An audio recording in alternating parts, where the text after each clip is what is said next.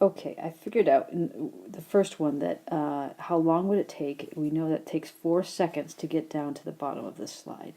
Now the next question, how fast would I be moving in the direction of the slide when I got to the bottom?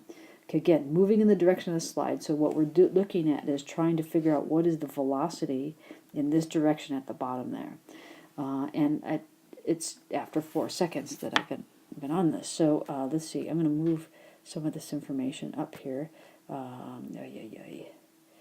Make a little room here. So, here we go. I'm going to take an equation knowing that if I had this as my coordinate system, and I might call this my x direction, I know the velocity in that direction, the final velocity, is equal to the initial velocity plus the acceleration times the time.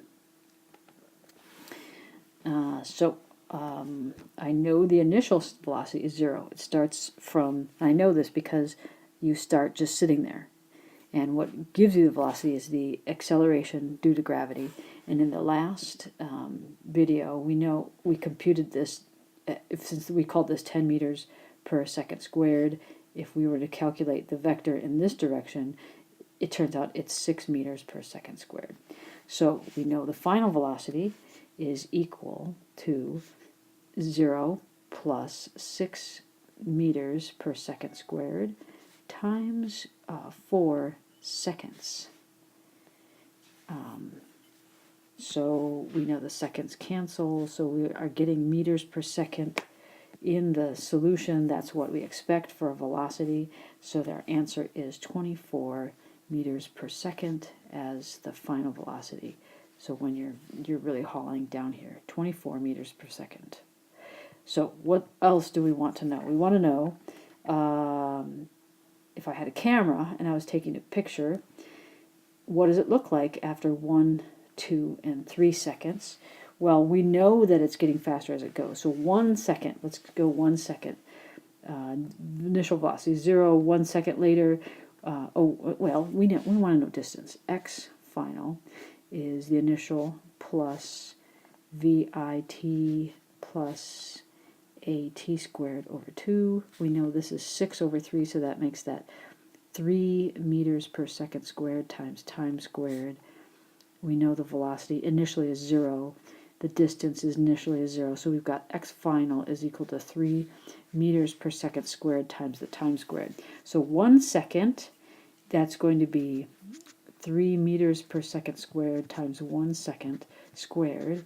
The second squared canceled, we get 3 meters. So we are 3 meters down this 50-meter slide. So we're 3 meters here after 1 second.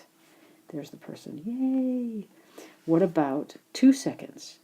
So 3 times 2 squared, or 4, is 12. So we're about 12 meters down this thing. Okay. It's 3, so we're about 4 times that distance. What about 3 seconds? 3 squared is 9. So 3 times 9 is 27 meters. So we're more than double that. So this is 1 second. This is 2 seconds. This is more than double that. 3 seconds. We're right about here. 3 seconds. And then in the 4th second, you get all the way down here. So realize how the acceleration really spreads out the distance that you can travel each second.